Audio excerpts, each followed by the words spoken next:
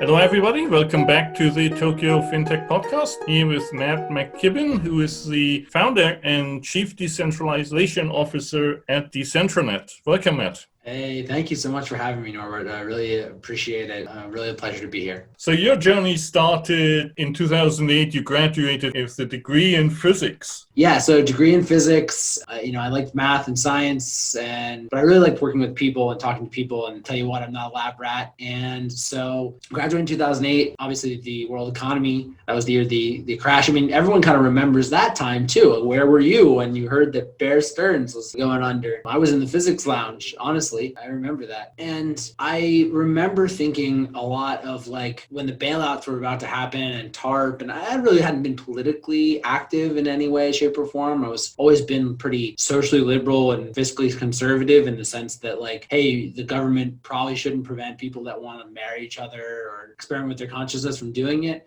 Probably shouldn't spend more than it has and put future people in debt. That didn't make sense. But I remember talking to some physics guys and saying, what do you mean they're printing $1 trillion?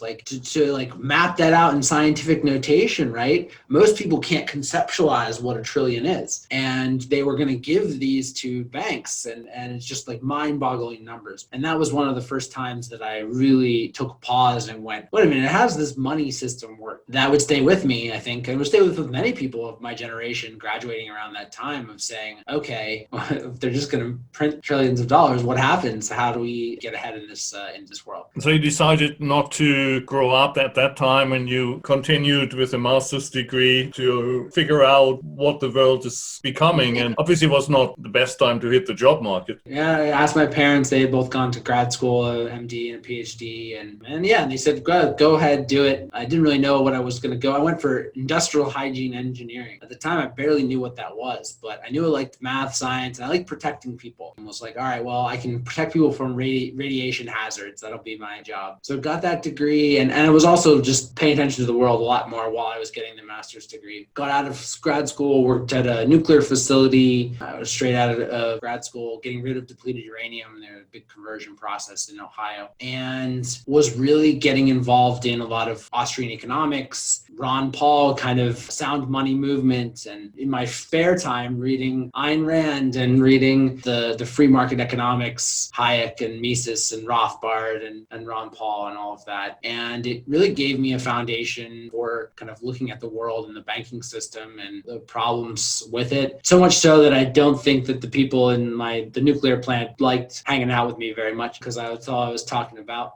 I moved to Washington, D.C. for a girl. That didn't work out, but it was the first big city I had lived in. And I figured I could go back to school or figure out what I wanted to do. Became absolutely enveloped and just loved cryptocurrencies. When I found them, I was doing a radio podcast show called Liberty Panacea. Didn't even have a website, but it was like a blog talk radio where on live, my brother and I would talk about libertarian politics and what is money and the Fed and all the war stuff, because there is still stuff, but there's war going on in the Middle East. And so we were very anti that. I remember when Snowden came out with his revelations and had a big show. Very soon running the DC Bitcoin meetup and was just enthralled with the technology that was the separation of state and money. And really the separation of contracts and the state, smart contracts and figuring out that was and learning what a DAO and a DAC and all those types of dApps and things. I remember interviewing Dan Larimer on the podcast early 2014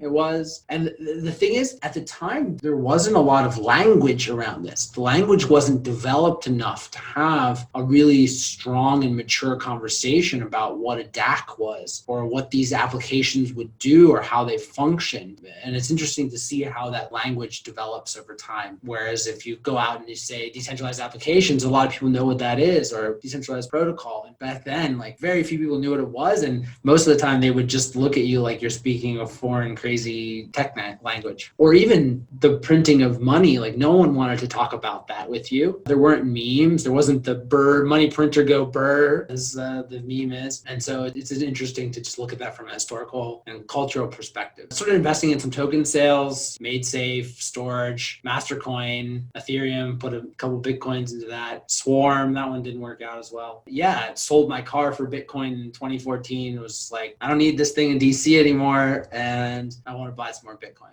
I wasn't actually transacting in Bitcoin, but that allowed me to put some Bitcoins into the first token sales in 2014. And that just really continued to hyper ingrain what I wanted to do and what I was passionate about, which was decentralizing the world. So much so that I bought a domain name called decentralized.me. One day that might be, worth something. We're still living and working on internet infrastructure that has been created 50 years ago or so. We're still quite far away from the decentralized me, but there's like some green sprouts that are popping up here and there where you can see, okay, maybe this can develop into the new decentralized net. Where do you think we are currently in that development? So we kind of had the first protocol layers coming out. That's where everyone was able to invest in the protocols. The first app of the protocols is just a unit of account that you send back and forth to people, right? This is kind of the Uber driver.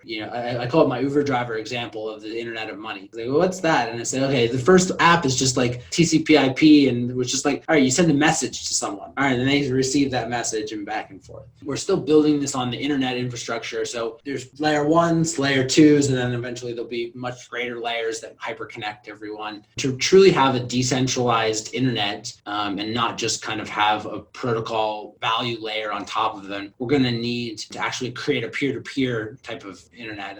One project that I really liking is threefold.io, and threefold.tech is the for-profit, but they allow for a serverless type of infrastructure for dApps to run their network on top. That's sustainable, it's autonomous, that's equal, and there's a multi-layers on top of that. There's a digital twin that allows for you to communicate. Instead of like on WhatsApp, I'm communicating with WhatsApp and it's going to the server and it's going to here and it's going over to there. Instead, you're communicating directly with a digital twin, which is communicating with someone else's digital twin, and it's not going to a centralized point of failure, as well as you own your data. So the new internet, in my opinion, will very much be somewhere where the experiences that we have all surround our data. We're no longer, the data is like held by the corporations and then we go to them to access it and use their app. It's like we own the data and you can build UIs around the data, and it's more like an experience that you get to go and carry your lifetime of data with you. And it also aligns incentives in a lot of ways, whereas old systems like this, I saw a presentation by like Dan Larimer and Brendan Bloomer and Brock in the EOS days, 2017 summer.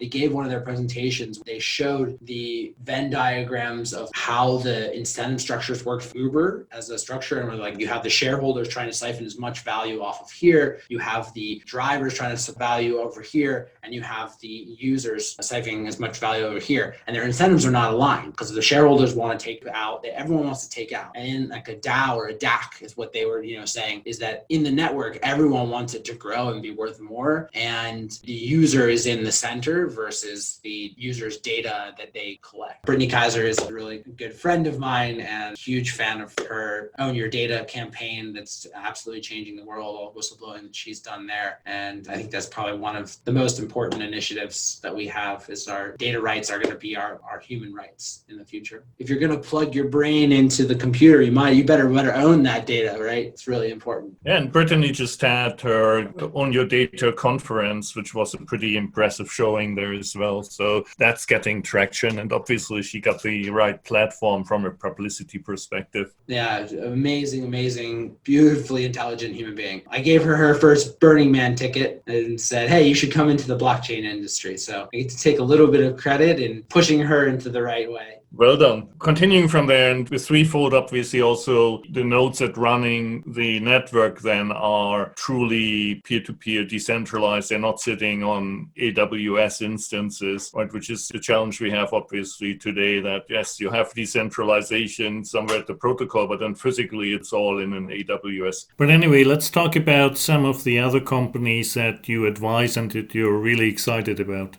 really excited about like Chintai and Good Money. Good Money is kind of redefining what a bank is. So it's like a user democratized owned bank that the more people you invite to come put their money in, the more shares of the bank you earn. So that's kind of flipping the traditional Wells Fargo, Bank of America kind of model on its head. It's bringing back the mutual companies of the past, like insurance companies, maybe banks to some extent also came out of the community. The depositors and the policyholders were actually owning the company. And then some point in the second half of the 20th century, we all became greedy and these mutual companies did an IPO and went public, and was this one-time event of turning that into a profitable enterprise. And now we've got the technology to bring it back to these mutual roots, which is really fascinating. Yeah, I really enjoy that kind of mutual aid and being able to decentralize ownership of something that was centralized. We had these different types of mutual aid structures back in the day. They went and became very centralized as power was accumulating, and now we're able to democratize that access again and choose. I mean, you can choose to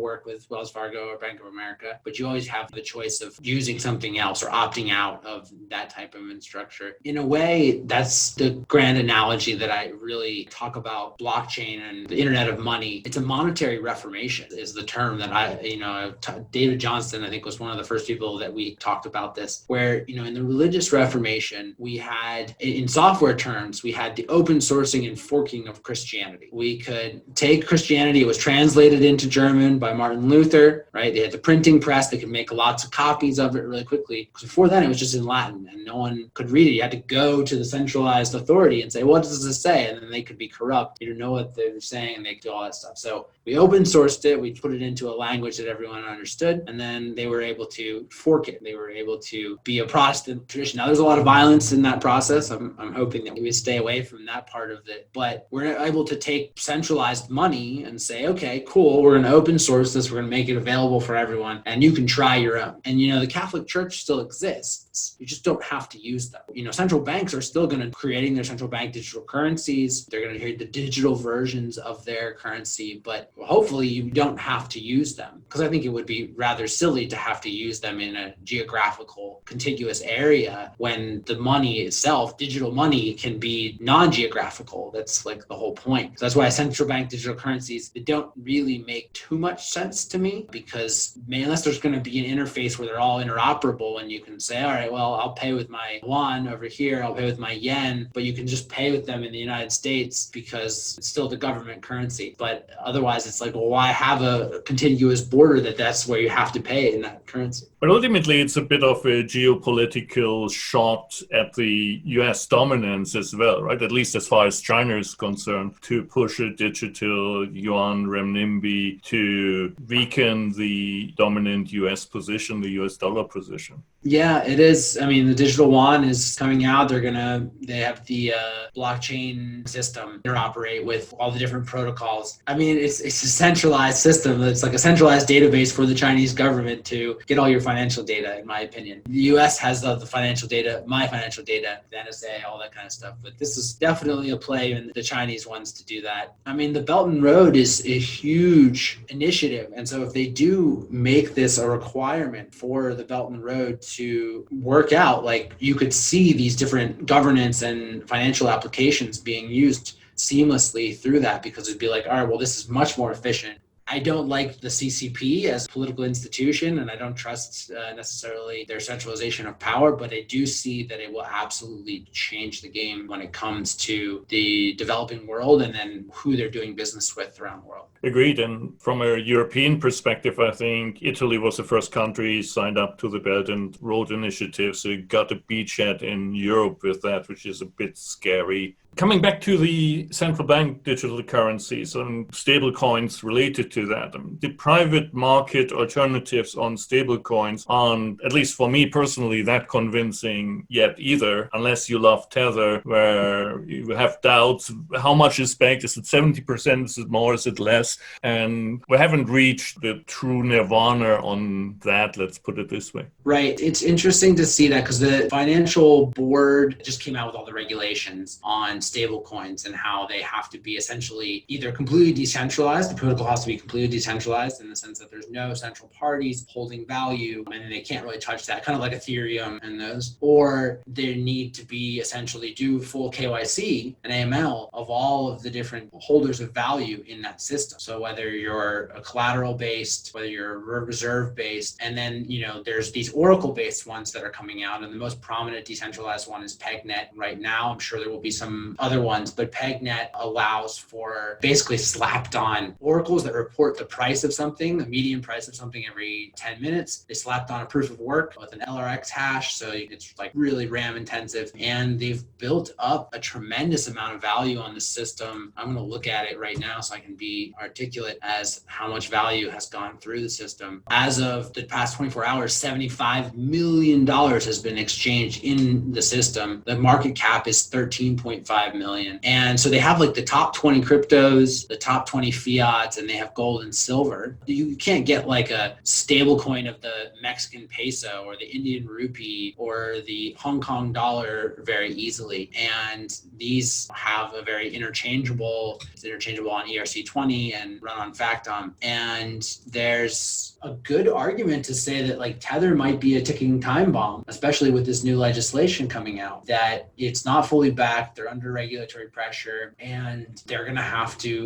even more pressure put on the guys. It's Bitfinex, right? That was the entity that really backed that project. And are they going to be able to come into compliance with the new things? And I'm skeptical of them being able to do that. What are our alternatives for decentralized systems? Or are we just going to go to all centralized stablecoins and then it's just extensions of central banks? PegNet is something that I'm really excited about. I've been chatting with David Johnston, who's an old crypto OG friend of mine. He's here in Austin. We're socially distant, but I get to see him on Zoom occasionally. I've been working with him on some of the arbitrage trades. As with like early systems, especially early liquidity systems, there can be a large arbitrage going into the network. If anyone has any interest in that kind of stuff, let me know. There's some cool trades going on. I was fortunate enough to meet David in Osaka last year. So that was the very early days of him evangelizing around PegNet. There was an evening presentation, etc. So it was quite interesting. Even as robust as it's constructed with 50 oracles that are feeding into it, there was an attack only last week or so trying to manipulate the Japanese yen price. The malicious miners managed to manipulate the price, but then were not able to get the money out because there are safeguards in there. So it was a good and bad story in the same way. Yeah, if you're not getting attacked, you're doing something wrong. If you're in DeFi and people aren't trying to figure out a way to penetrate your network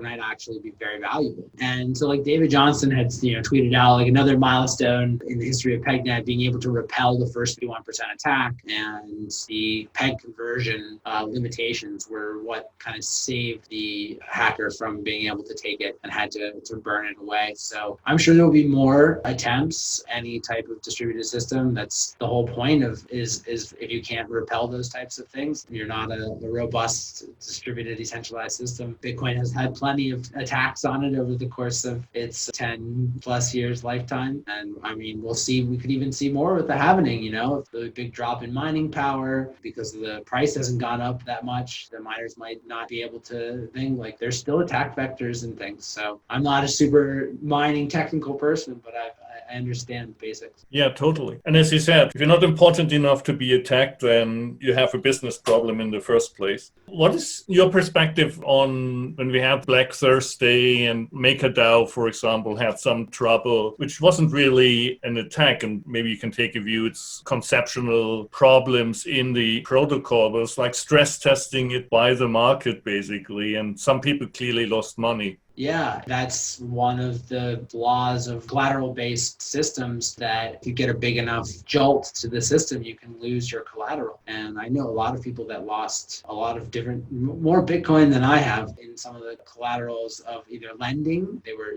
lending out, or in actually like the MakerDAI, you have to have that price relationship. So, and then in that, their solution was to start backing some of the collateral with USDC, which is further centralization of the collateral in the solution. Now, maybe they'll be able to unwind that eventually. I believe that was how people like currency traders have made a lot of different money, is being able to know how to push on a system so hard that when it snaps, they're in a great position. And so as it gets bigger and as it potentially plugs into even more liquid and like the FX market, these are tiny, tiny, tiny markets comparatively. And so we'll see, as we get into the big boys club, we'll see what types of attacks and especially with futures out there too, they can leverage and put pressure on the price. We started with 2008 and printing trillions, and 12 years later, we're here again, we're printing multiple trillions. How does that make you feel, how much we have progressed in this period of time?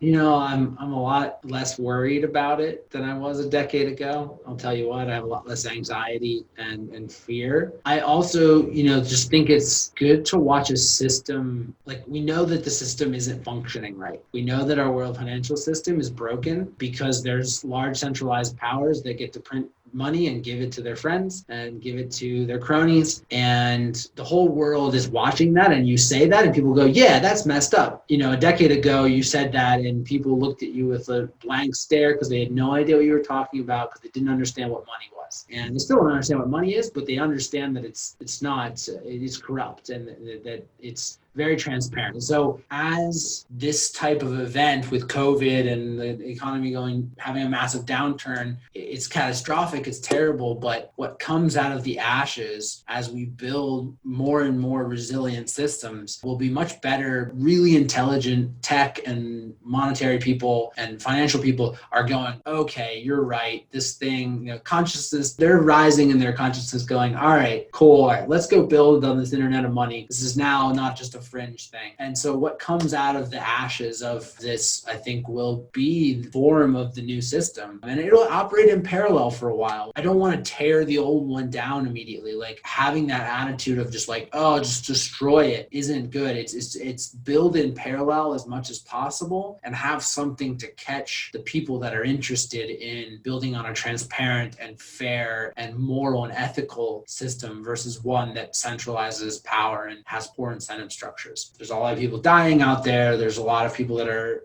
hungry. We're not over and out of this, but I do think that this great reset that we have, great kind of sunshine is showing on what our systems are, and it allows for us to improve them. Yeah, I think that's a fantastic perspective, positive outlook on all of this. I mean, similar to what you said on the central bank digital currencies earlier, our current financial system is somewhat anchored in the nation state. And so if we're really thinking about decentralization, it would also be borderless. And so in this parallel build process, the old system will degrade slowly based on the nation state. And in parallel, what you're growing is fully global, decentralized, and full access for anybody. And so it's maybe the different dimension in that, right, where it's applicable. Yeah, and I don't know whether like smaller jurisdictions, you could have city-state currencies. You could have a global jurisdiction in some way where you buy into governance services and that has some sort of token of value within it, because not only is it the money system, but it's the governance systems that can be put onto this transparent ledger system. And one of the first projects that I kind of worked on was BitNation. I kind of blew the whistle on it. There's a Bitcoin magazine article, original guys going, hey, don't invest in this crazy thing. Like, we wanted to work on it, but it's not real. Don't do it. They were issuing crypto equity in 2014 on top of Bitcoin. It was like, that's how you go to jail. But the vision is still there, being able to do global governance services on a transparent, democratized system is still there. I mean, Tony Lane, she just passed away. She was one of the great early visionaries in this industry. She was worked on, V Nation and then Culture, and it kind of carried that torch. We don't know what the money systems, like that's the beauty of it. We don't know what the money systems of the future are. We know kind of like what the values will be a little bit. Like we know how we want to put, what values we want to put into those systems, and then how do those values get reflected into the incentive structures around there? How do we do like a regenerative system? If you look at the dollar system, right, in cryptocurrency terms, it's a utility token for oil backed by proof of violence. Buy my utility token, buy my oil token, or you can't buy any oil around the world. And if you don't do it, we're gonna come get you. And so we clearly want to flip that on its head. And maybe there's a regenerative currency that's proof of stake, that everyone has a stake around the thing, but you have to prove that you're growing a regenerative part of your community. You prove that you operate your local hydroponics farm or your community, so everyone's resilient. I would say solar types of energy stuff might be a similar or competing one, but it definitely will be flipped. Instead of pulling oil out of the ground, burning it, and making everyone use that as the backing of the currency, we're going to probably regenerate the world and use it as a currency. That's fascinating. For the last question, maybe take a completely different tack. So all the crypto blockchain decentralization vector is one of your passions. The other passion is on hemp and everything that's mindful related. So let's talk a bit about what you're doing in that space. Sure. One of the other concepts is like we have all these technological solutions, and one of the things I realized is we can build all these incentive structures, we can build all these technological solutions, but if we don't focus on the human OS, it's not going to matter. We need to upgrade ourselves, upgrade our own operating systems. And that's another side of things. So like psychedelics and I guess nootropics and the next gen therapeutics, if you will, whether they were banned chemicals before or not, it's really important to kind of upgrade your consciousness. We launched a company called AMMA Healing last year. It's a wellness company that's currently using hemp derived products with no THC. So we're not attempting to, you're not getting high off of anything, but you're able to take CBD and your built-in chemical relationship with hemp in your endocannabinoid system and use it as a nootropic and a cognitive enhancement and get your body out of the fight or flight mode. A lot of people are so stressed all the time that they barely have a chance to kind of really think and sit with themselves. And a lot of what this kind of plant medicine is it allows you to kind of clear that monkey mind and meditate a little bit more and get yourself out of the constant fight or flight parasympathetic nervous system. Another thing that we just came out with, hemp elixir. So it was a replacement for alcohol, an alcohol alternative. So it gets you in a loose, sociable buzz feeling, but without booze. So that's, alcohol, I'm not a big fan of alcohol in general. It's something I quit last year, and it's something I'm passionate about is kind of upgrading human consciousness in that sense. And we're going to find out that a lot of these chemicals that we're in a psychedelic renaissance right now. So psilocybin and acid and DMT and all these types of banned chemicals for a really long time, we're kind of finding out they may actually be really good for our cognitive enhancement, and then proving those things out over time is going to take, but we're at least allowed to do the experimentation now versus even 5 years ago, that was a very taboo subject. 5 years ago, even cannabis was a taboo subject, right? In many parts of the world, and now they're awakening. So take the decentralized technology stacks that allow us to interact without trusting other humans around the world, and then take the internal human operating stack and upgrade that as much as possible. I think is the two things I'm passionate about in this world. And it's the right product at the right time. I think many people being in lockdown are just reassessing how they spent their life over the last decade or so, and whether the values that they've been chasing are the right values. And so anything that allows you to lift up your mind to a different level and look upon yourself and where you stand and what's important to you, I think it's a very successful, promising future for that type of approach. Right. I said this minutes at a talk, not everyone's going to have a crazy, really heroic dose of some psychedelic, right? But imagine that there were millions or billions of people taking a microdose every couple of days, and what they're showing with the emotional intelligence and the leadership and the little improvements, ensuring that you're making better decisions on a day-to-day basis, that will massively shift consciousness and our collective consciousness in the world. So super. Thank you very much, Matt. Great conversation. Any final closing comments? Yeah, check me out on AMMAHealing.co, DecentranNet.com. You can add me, follow me on Twitter, Matt_McKibbin. And I was doing a podcast for a while and ended it with, we're all in space. No one knows what's going on. And I love you. Wonderful. Thank you.